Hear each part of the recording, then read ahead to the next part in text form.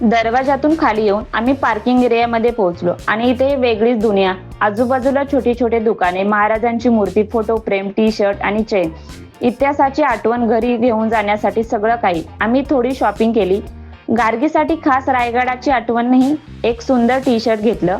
कारण रायगड फक्त पाहायचा नसतो, तो जगायचा असतो. आता पुढच्या प्रवासाला सुरुवात केली. रस्ता घाटाचा, वळणावळणाचा. हळूहळू गाडी चालवत निघालो. दुपार झाली होती, भूकही लागली होती. माझाही उपवास होता आणि बाकीचा बी काही जणांचा उपवास होता. एका छोट्या हॉटेलमध्ये थांबलो. हात तोंड धुतलं, फ्रेश झालो. पण आत खूप गर्दी. मालक म्हणाला 1.5 तास लागेल.